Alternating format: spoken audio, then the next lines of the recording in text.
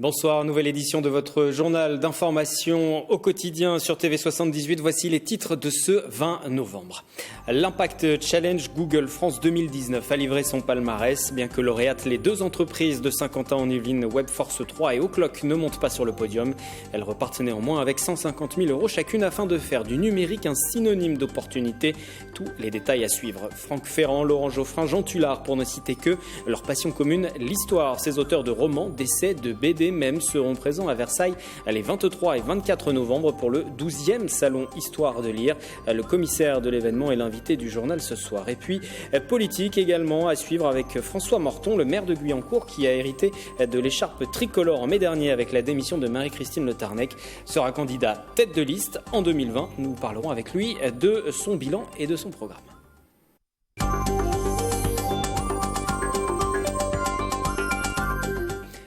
Valoriser l'inclusion par le numérique, un objectif développé par Google à travers son Impact Challenge, un prix pour aider les associations ou les entreprises à réaliser ou conforter leurs projets. Parmi les 10 finalistes désignés par des votes sur Internet, 2 entreprises présentes sur Saint-Quentin-en-Yvelines, O'Clock et Webforce 3, le reportage de Marilène Yapichino. Aujourd'hui en France, 13 millions de personnes sont encore éloignées du numérique. C'est en partant de ce constat que Google a décidé de lancer son challenge en France. Des prix récompensant des projets valorisant l'inclusion numérique. Nous savons qu'il y a des organisations vraiment innovantes ici qui ont des idées pour savoir être à proximité de l'inclusion et on voulait être à côté des meilleures idées des entrepreneurs à travers le pays et procurer l'aide dont ils ont besoin et de trouver au mieux des volontaires pour Google. Parmi les 250 candidatures, 10 projets ont été retenus finalistes. Chaque représentant avait 1 minute 30 pour séduire le jury et 3 minutes 30 pour répondre à leurs questions. Parmi eux, 2 centres de formation actifs dans les Yvelines, O'Clock, une école qui forme au métier de développeur web via des classes virtuelles. C'était vraiment un gros travail, à la hauteur de l'enjeu aussi. Le pitch était aussi beaucoup de stress, mais bon, maintenant que c'est passé, on peut en parler de manière assez apaisée et on est tous contents de l'avoir fait. Et Webforce 3 pour son programme de formation numérique dédié aux personnes en situation de handicap. S'ils ne font pas partie des 5 lauréats, comme tous les finalistes, ils remportent tout de même une dotation de 150 000 €. Je pense que ce qui va être très important, c'est que, en plus de la subvention, de manière égale pour les 10 lauréats, il va y avoir du mécénat de compétences de Google et dans notre cas, c'est assez important parce qu'on a besoin d'une aide sur le plan technologique pour construire ce dispositif Handy for Change. Les 2 grands gagnants sont le Carillon qui propose des solutions d'accès au numérique pour les sans domicile fixe, prix du public, et Connexio qui aide les personnes en recherche d'emploi à accéder aux compétences numériques, premier prix du jury. Nous partons à Maurepas où le marché affiche dorénavant un nouveau visage. Depuis ce week-end, une vingtaine de commerçants est installée sous une halle temporaire. L'installation a été mise en place par la mairie après l'incendie qui a touché la structure en bois du marché permanent en juillet dernier. La solution va être maintenue jusqu'à la reconstruction prévue dans 2 ans. Mélanie Poquet. Super, hein, monsieur le maire, magnifique. C'était une halle attendue. Les 800 mètres carrés accueillent depuis le 16 novembre une vingtaine de commerçants, principalement de l'alimentaire.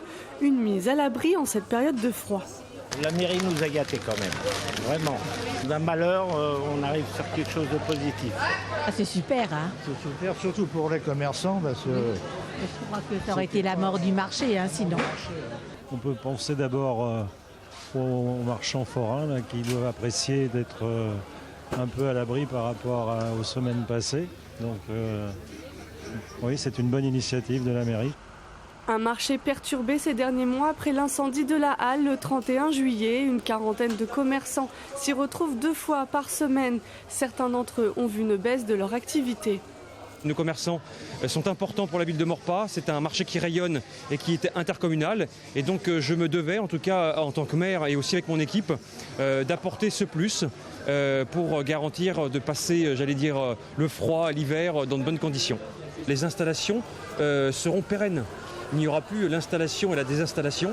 Donc ça, c'est vraiment un gain de temps et de confort pour nos commerçants. Donc quand ils viendront sur le marché le mercredi matin et le samedi matin. Une consultation publique débutera en début d'année 2020. La commune espère la livraison de la nouvelle halle pour 2022.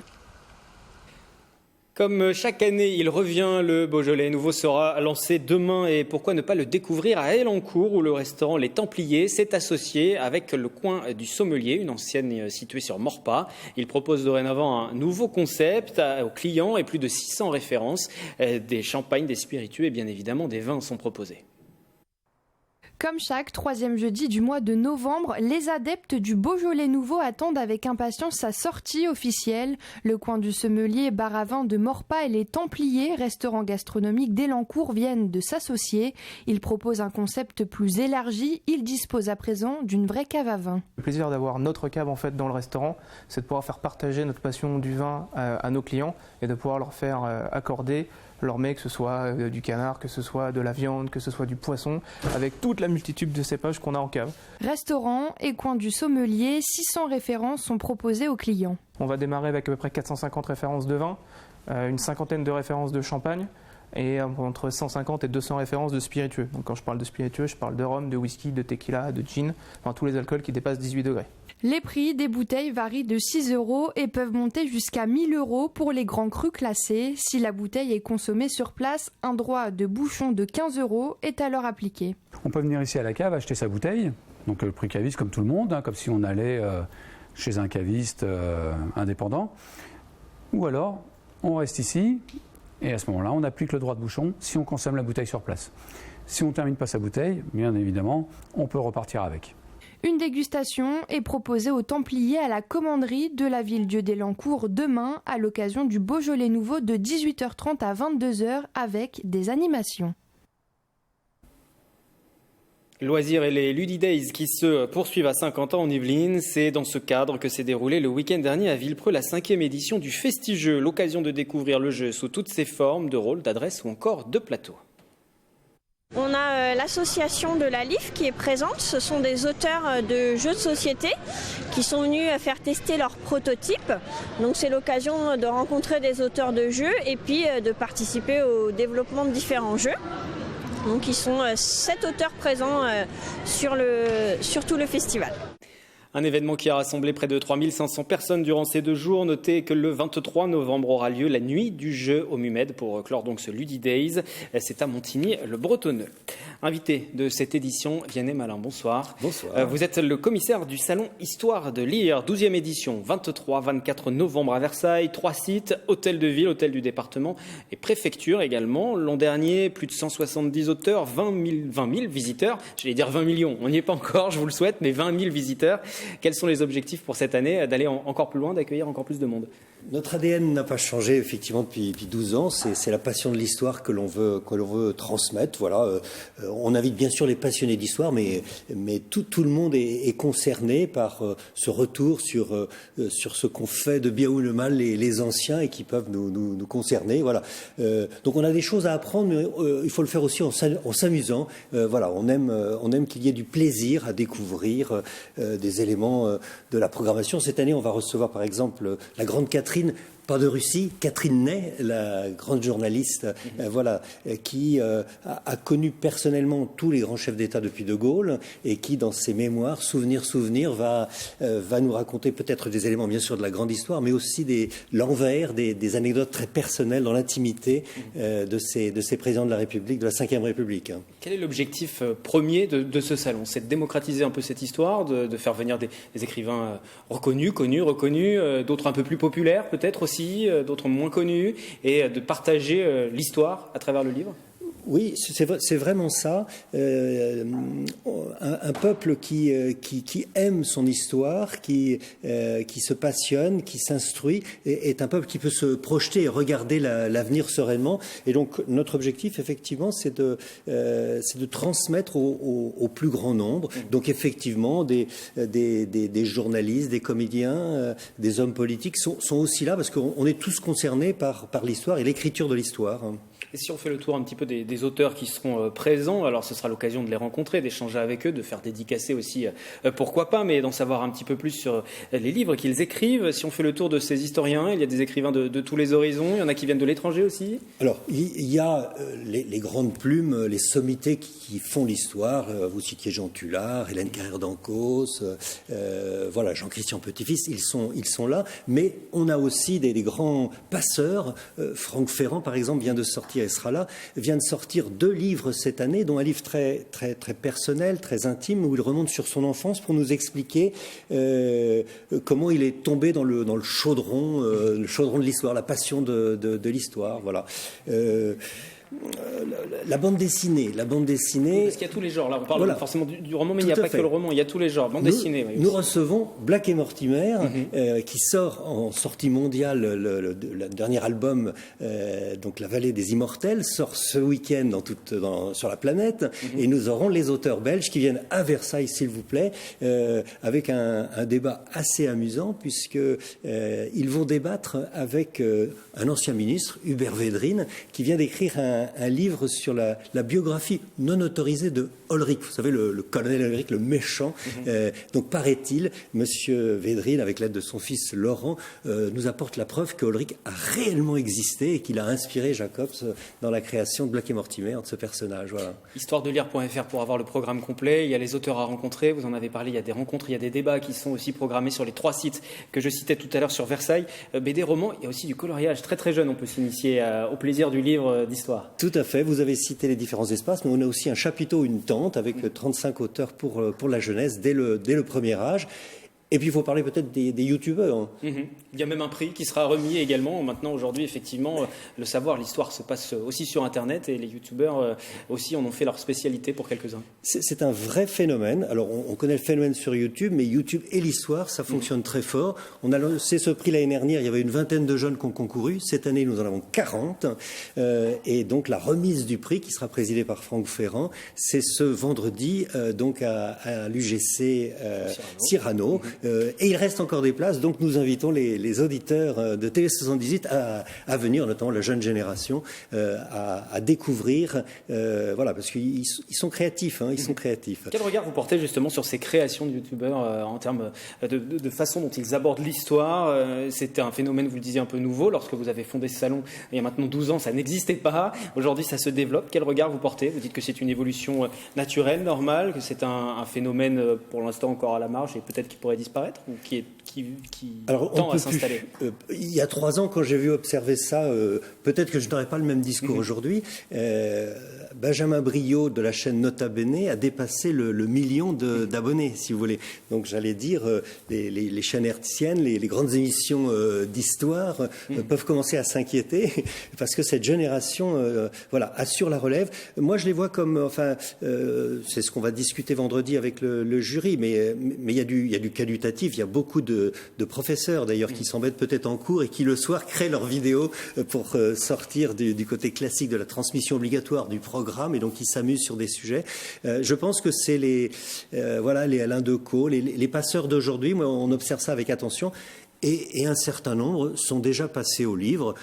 Voilà, nous avons Baptiste Cornabas, je citais Benjamin Briot, qui ont écrit des livres et qui seront là pendant le salon aussi pour dédicacer leurs livres. Le prix des youtubeurs, c'est le vendredi 22 novembre, salle du Cyrano. Je redonne le site internet, il s'est affiché, histoiredelire.fr. Vous aurez tout le programme.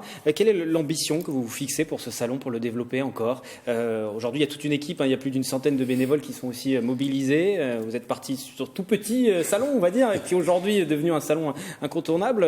Quelle est la prochaine étape? Alors, la prochaine étape, je ne la connais pas encore. Ce qui est vrai, c'est qu'on développe beaucoup des actions en amont du salon. Tout le mois de novembre, on ne le sait pas, mais nous faisons des rencontres avec des collégiens où on envoie en mission des professeurs. On offre des cartes cadeaux offertes par le département des Yvelines et ça permet aux enfants de venir consommer, acheter et repartir avec un livre.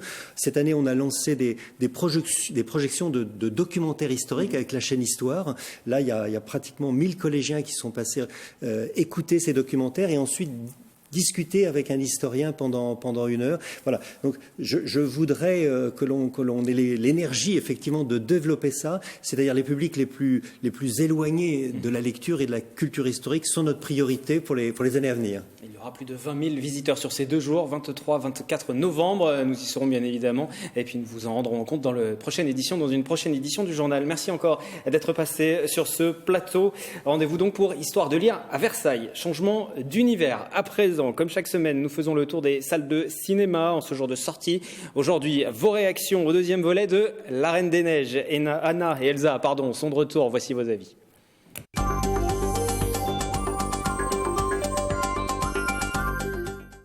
J'entends une voix. Une voix? Comment ça? Une très belle suite avec un scénario qui est assez inattendu. Souvent on se dit que les deuxièmes parties sont un peu décevantes et là pour le coup vraiment une très belle réalisation et beaucoup d'émotions. Sur le coup j'ai pas trop accroché parce qu'il y avait beaucoup de musique et je me suis dit que ce serait qu'il y aurait que des paroles en musique. Puis après je me suis rendu compte qu'il y avait beaucoup d'action et tout ça et ça m'a beaucoup plu. Elle avait des talons blancs, des talons bleus. Et elle a changé le couette, elle a défait sa tresse et elle a mis une queue de cheval et après elle a lâché ses cheveux. J'ai bien aimé. Alors pourquoi tu as bien aimé? Parce que ça faisait un petit peu peur et j'aime bien les trucs qui font peur. L'histoire, les musiques, ça c'est ma petite fille qui m'a fait la réflexion, qui a vu la première version. Elle m'a signalé quand même que les musiques étaient trop identique dans La Reine des Neiges 2. Voilà. Il n'y a pas libéré, délivré. C'est pas la même chose. Je crois en toi, Elsa. Plus qu'en n'importe qui ou n'importe quoi.